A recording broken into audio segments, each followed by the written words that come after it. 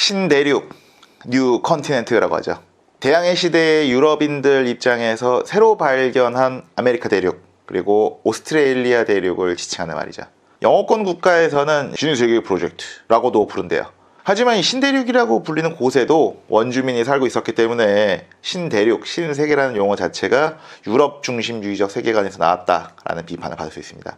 뭐 이러건 저러건 저는 개인적으로 신세계를 보는 관점이 조금 다릅니다. 그러니까 신세계를 아메리카와 오스트레일리아 대륙으로 국한하지 말고 사하라 사막 이남의 아프리카도 역사적으로 신세계로 봐야 한다라고 생각을 해요. 사하라 사막과 대서양이라는 거대한 장벽 때문에 이 사하라 사막 이남의 아프리카인들은 유라시아인들과 교류가 굉장히 적었어요. 북아메리카와 남아메리카, 그리고 아프리카는 시기는 서로 다르지만 유럽인들에게 식민 지배를 받다가 독립을 합니다.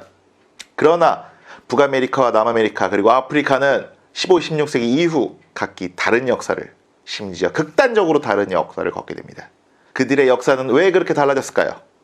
이번 영상에서는 책 두 선생의 지리로 읽는 세계사의 내용을 바탕으로 해서 세 대륙이 다른 길을 걷게 된 이유를 지리적으로 간단하게 분석해보는 시간을 가져볼까 합니다. 미국과 중남미 아프리카는 지리적으로 무엇이 다를까요? 그 전에 출판사 21세기 북스에서 출간 기념으로 작은 이벤트를 진행한다고 해요. 책을 구매하신 분들을 대상으로 추첨을 해서 1등 한 분에게는 삼성 갤럭시 탭, 그리고 2등 분들에게는 네이버 페이 포인트 3만원권, 그리고 3등에게는 스타벅스 음료, 기프티콘 등등을 드린다고 합니다.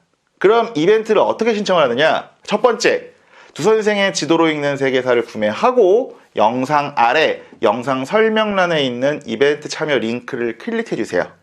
그리고 인터넷에 직접 입력하셔도 됩니다. 그리고 두 번째, 구매 영수증 이미지를 직접 찍거나 캡처를 해서 링크에 첨부를 하고 성함과 연락처를 입력해 주시면 참여 완료입니다. 3월 30일부터 4월 8일까지 단 열흘만 진행되는 이벤트라서 서둘러서 참여해 주세요. 저도 이 탭 바꿀 때 돼서 신청을 하려고 합니다. 참고로 아이돌도 아닌데 소속사에서 그 어떤 차트인을 목표로 하시더라고요.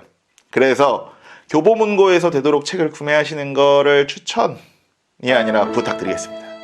저도 베스트셀러에 들고 싶습니다. 간절합니다. 부탁드리겠습니다. 찹설이 길었습니다. 우선은 미국과 중남미의 지리를 한번 비교를 해볼게요. 이게 이제 미국의 지리를 크게 본 거고, 요게 중남미의 지리를 크게 본 겁니다. 겉보기에는 비슷해 보여요. 대륙 동쪽에는 대서양, 서쪽에는 태평양이 있죠. 그리고 양쪽에 산맥 고원이 있는 것도 비슷합니다. 미국 동부에는 낮은 에팔레치아 산맥이, 미국 서부에는 높은 로키 산맥이 있죠. 중남미 동부에는 낮은 브라질 고원이, 그리고 중남미 서부에는 높은 안데스 산맥이 있습니다. 미국 중앙에는 미시시피 강 유역이 있어요. 미시시피 강은 세계에서 네 번째로 긴 강이죠. 중남미 중앙에는 아마존 강 유역이 있습니다. 아마존 강은 나일강 다음으로 세계에서 두 번째로 깁니다. 이 정도면 쌍둥이 아니야? 아닙니다. 자세히 하나하나 따져보면 굉장히 많이 다릅니다. 그러나 가장 큰 차이점은 위도예요. 우리는 이제 북반구에 살고 북반구의 땅이나 나라나 사람이 많다 보니까 적도가 실제보다 높이 있다고 생각을 해요. 대충 뭐 베트남 중간이나 뭐 사하라 사막쯤 뭐 멕시코 어디 있지 않을까? 아닙니다. 적도는 인도네시아와 인도양을 건너서 케냐와 콩고 민주공화국과 가봉을 거쳐서 브라질 북부와 에콰도르를 지나갑니다. 중남미는, 그리고 아프리카는 위도상 지도 한가운데에 있습니다. 온대 기후에 있는 미시시피강 유역은 농사를 짓기도 내륙 수온을 이용하기도 좋지만, 열대 기후에 있는 아마존강, 그리고 콩고강 유역은요, 밀림이 우거져서 농사 짓기도 힘들고 식생이 억세다 보니까 사는 동물들을 가축하기도 힘들고 늪지대라서 내륙 수온으로 이용하기도 빡셉니다. 평평한 땅에 길고 넓은 강이 있으면 사람 살기 좋은 꿀땅 이라는 두 선생의 후려치기 지리법칙이 열대 기후에선 해당이 안 됩니다. 오히려 반대죠. 세계에서 유역 면적이 가장 넓은 아마존강과 콩고강 유역은요, 인간 사회에 있어서는 똥땅이나 마찬가지입니다. 물론 자세한 이야기는 두 선생의 지리로 읽는 세계사를 참고해주세요. 그리고 적도만 무서운 게 아닙니다. 지구가 도울 때, 그러니까 자전이나 공전을 할 때 자전축이 23.5도 기울어진 상태로 도웁니다. 그래서 지구가 도울 때 태양빛이 지구의 수직으로 도달하는 지점, 그러니까 태양열이 직방으로 오는 게 적도가 아니라 적도 북쪽이나 좀 남쪽입니다. 그걸 북회기선, 남회기선이라고 하죠. 그 선을 따라서 열대 사막이 형성돼요. 북회기선 따라서 형성된 사막이 아프리카의 사하라 사막, 그리고 미국과 멕시코의 지리적 경계인 모하비 사막, 소노란 사막입니다. 남회기선을 따라 형성된 사막이 아프리카의 칼라하리 사막과 나미부 사막이고 칠레, 그러니까 남미 북부의 아타카마 사막입니다. 아프리카를 위도로 보면은 적도와 북회기선, 남회기선을 한 몸에 껴안고 있습니다. 상대적으로 덜한 중남미도 거의 비슷하죠. 그러다 보니까 중남미에서는 상대적으로 고지대에 사람이 많이 살아요. 산에 올라가면 좀 쌀쌀하고 춥잖아요. 열대 기후에서는 오히려 산에 올라가야 좀 덜 덥겠죠. 그래서 중남미 고대 문명도 고지대에서 발달했습니다. 아즈텍 문명이 멕시코 고원에서, 잉카 문명이 안데스 산맥에서 태어납니다. 아즈텍의 수도였고 현재 멕시코의 수도인 멕시코시티도 멕시코 고원에 있어요. 그리고 안데스 산맥의 그 안데스란 말도 계단식 밭을 뜻하는 스페인은 안데네스에서 유래했다고 해요. 이 안데스 산맥 고원지대에서 계단식 밭을 가꾸면서 문명을 꽃피운 거죠. 그리고 남아메리카 동쪽에 있는 브라질 고원도 기후가 온화하고 용수가 풍부한 편입니다.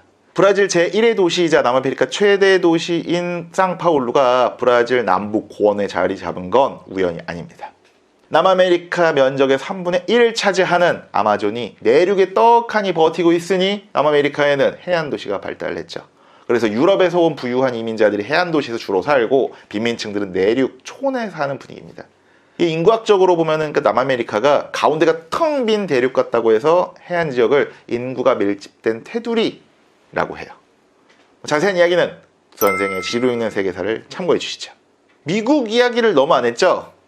북쪽에는 얼음 땅, 남쪽에는 사막 땅, 그리고 동서양 쪽에는 거대한 바다가 있는 천연 요새. 동서부 로키 산맥과 에팔레치아 산맥에서 흐르는 미시시피강 유역이 만드는 거대한 비옥한 농경지, 그리고 오데오호와 연결된 최고의 내륙 순로. 미국은 누가 봐도 지리가 만든 초강대국입니다. 이 거대한 영토를 만든 과정을, 즉 6개의 중요한 장면을 우리는 미국 지리 시간에 보통 이야기를 나눴습니다. 17세기부터 유럽인들이 북아메리카에 정착하다가 1732년 13개의 식민주가 완성되고 1783년 미국이 공식적으로 독립을 승인받고 1803년 프랑스에게서 루이지애나 땅을 구입하고 1819년 스페인에게 플로리다 반도를 매입하면서 대륙 횡단 조약을 맺고 태평양 방향으로 진출합니다. 그리고 1845년 미국계가 많아진 텍사스주를 병합하고 1898년에 미국 스페인 전쟁을 통해서 필리핀, 쿠바 등 해외 식민지를 획득했다. 그러나 이러한 영광스러운 영토 확장의 역사 이면에는 아메리카 원주민의 피눈물이 서려 있습니다. 원주민 학살은 미국이 독립하기 전인 17세기부터 영국 식민정부에 자행됐어요. 물론 북아메리카의 모든 원주민이 유럽인들한테 대항하고 유럽과의 교류를 무조건적으로 거부한 건 아닙니다. 체로키족, 치카소족 등등 서양의 문화와 기술을 받아들이면서 문명화된 다섯 부족이라고 불린 부족들도 있었어요.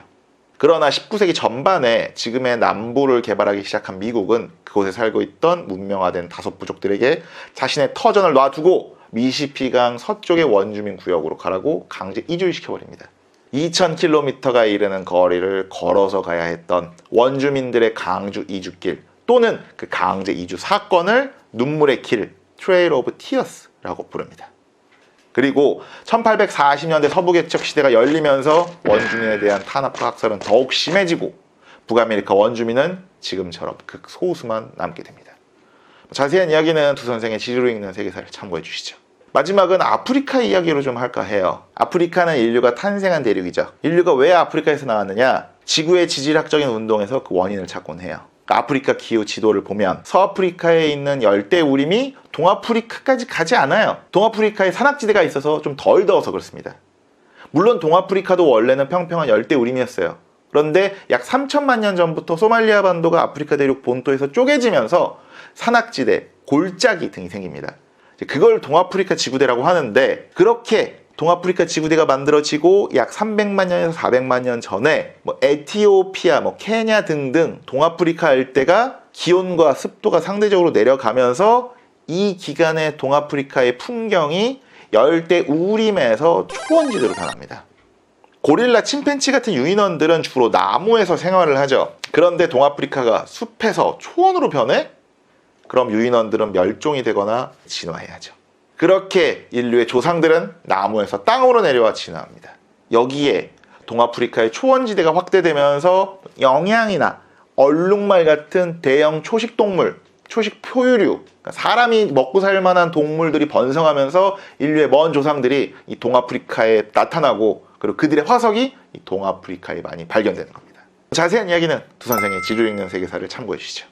기본적으로 지리를 이루는 것은 물과 땅입니다. 물에는 짠물인 바다가 있고 안짠물인 강과 호수가 있죠. 안짠물인 민물은 인간의 생존에 그리고 문명에 가장 중요한 요소예요. 특히 수량이 풍부한 강은 인간이 농사를 지을 수 있게 해주고, 높낮이가 심하지 않은 강은 배를 타고 이동하거나 사람들과 교류할 수 있게 해주죠. 반면에 물이 부족해 풀 한 폭이 자라기 힘든 사막은 인간의 생존에 악영향을 미칩니다.